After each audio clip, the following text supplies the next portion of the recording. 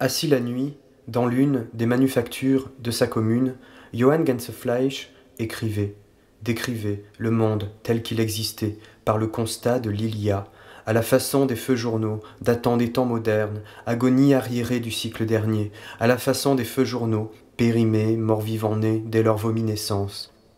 Des pas, des parts, des pattes, des paix, des pères qui pètent, des pis, des pires qui dépitent, des pots, des porcs, des potes, du pu, des purs, des putes, et puis des sas, des balles, des salles, des lasses, des mélasses, des molasses, des sels, des cés, des belles, des laisses, des molesses, et puis des scies, des biles, des cils, des lys, des lys, des mélisses, des milices, des seaux, des bols, des sols, des seaux, des sols, des molosses, des soules qui suent, des boules, des bulles, des sangsues, des malus, et puis d'une minutie d'orfèvrerie, il ordonnait des quantités de lettres en métal et mobiles, auxquelles sa machine à exprimer, terre à terre, contraire au volatile, donnerait, si ce ne sont des ailes, du moins d'être essaimées. Sur la surface lasse du monde oublieux, blanc griseux, qui réfléchit inversement, par d'éléments finis, le point principiel infini, s'inscrivent en noir, des lettres qui le signifient, lui donnent le sens qu'il ignore, et ne pourrait savoir que s'il se remémore, sa fin, que son origine contient, comme un or en gésine. Dresser sans rien faire, un inventaire, et puis des crevasses locales, des crotales, des casses de crevards, des morphales. Ennuya ferme Johann Gänsefleisch, et puis des salles de crasse, des masses loquaces que des mâles salaces harassent. Qui bâilla, assommé de ne pouvoir poétiser, et puis des vins clairs, des versins, des traversins, des cinquantenaires, des airs nains. Qui bâilla, s'assoupit sur sa machine où il dormit, et puis des mains de chair, des chiens de mer, des machins chers, des mers de rêches de marins, s'en rêva, au beau et au milieu de son sommeil. Dans le noir, non couleur non créée, précédente à la descente des couleurs. Dans le noir, non différencié, non manifesté, utopique non-lieu du centre du cœur. Dans le noir, s'écrit en blanc une formule une et multiple chiffrée. Johann Gänsefleisch entre dans un rêve à la semblance, plus réel que l'histoire, de la Chine. Dans un rêve tel celui qu'il fit jadis quand il y vit l'alchimie de Picheng inventer sa future machine actuelle. À nouveau, le vieil adepte ami lui donne un élixir de végétaux élus et dit « Il faut le boire pour voir ».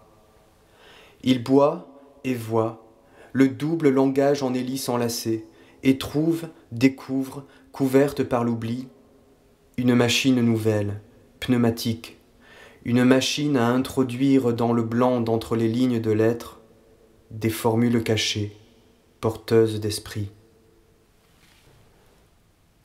La formule chiffrée apparaît au-dedans du noir à vert, non manifesté, du réel englobant, invisible et visible. Noir à vert où les possibles de possibles naissent, impossibles encore sur l'envers, manifestés, qu'est le monde blanc grisé. Johann, Henne, deux mains, lui rendant la présence au présent, lui caressent les cheveux, longs, épars, qui gardent l'un, et qui s'échappent de son chef, lieu de lien. Ce sont, entourés des associés de la commune, Henneline, à la porte de l'or, et Andreas, le drapier, qui le réveille. Johann Gänsefleisch sent que, plutôt que de s'éteindre, l'effet du rêve ascend, et s'étend hors ses yeux rêvassants. Il entend la rumeur d'une fleur éclosant qui s'exhale, et il voit ses associés tels qu'ils furent, sont, seront, au même moment vertical. Dans le noir incréé, où elle se crée en secret, la formule une et multiple s'auréole, de son corollaire en corolle, son blanc qui rend possible les couleurs, blanchit son entour immédiat. Peter, le berger dépassé, marmonna depuis les berges du passé réglé. Non seulement je ne crois que ce que je vois, mais avant tout, je crois tout ce que je vois, qui n'est pour moi pas petit tout, mais tout court. Des cas, des mâts, des cadenas, des quarts, des mares, des queues, des quais, des mets, des cœurs, des mères, et puis des mis, des kirs, des mires, des mots, des corps, des morts, des morts, des morts, des culs, des mus, des cures, des murs, et puis des rats, des bras, des gras, des raies, des brais, des grès, des riz, du riz, des brides et des bris, des gris, des rots, des bros, des gros, des rues, des brus, des grues, et puis chacun entend, nul ne comprend, prend avec soi l'idiopinion. Car elle est morte d'elle-même avec le cycle dernier, la liberté d'idiopinion. Car elle est vive d'elle-même avec le cycle neuf, la liberté de vérité. Le voir du rêve migre, dans la veille de Johann Gänsefleisch. Au milieu de son cercle associé d'amis du secrétard aventurier, il guide ses yeux vers la feuille, que la machine exprime et presse, et il y voit les lettres régulières, formant des mots morts d'abord, qui soudain s'animent d'âme par l'esprit d'une formule chiffrée, cachée dans le blanc, leur donnant d'un souffle la vie de la parole. Dans le noir infini, la formule blanchie, son entour immédiat s'y invisibilise. Pourtant, dans le blanc fini où son blanc se réfugie, elle y demeure inscrite, comme son or occulte à trouver. Peter a quitté, pour une autre, la commune, laquelle remodèle son visage à l'agir et au voir élargi, son visage au projet dont croît l'avant-du-jet.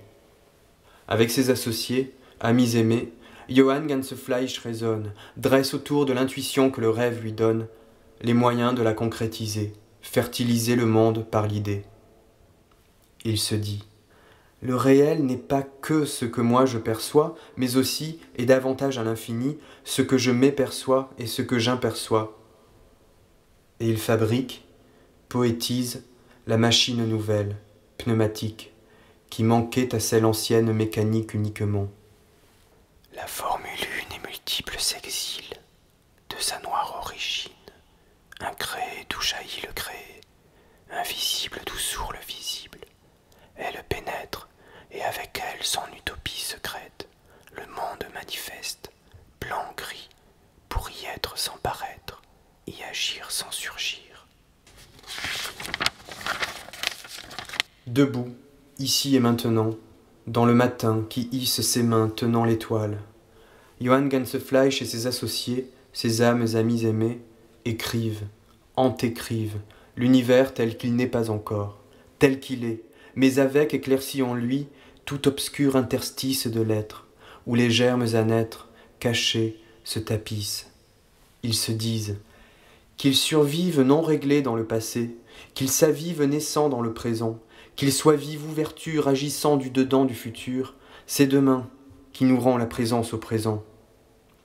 Et au moyen de la machine qui imprime l'actif secret vif, couplé à la machine qui exprime les fades états factuels, faussement actuels, ensemble ils créent, multipliés, le nouveau livre de la Sibylle, qui annonce la bonne nouvelle au monde presque entier.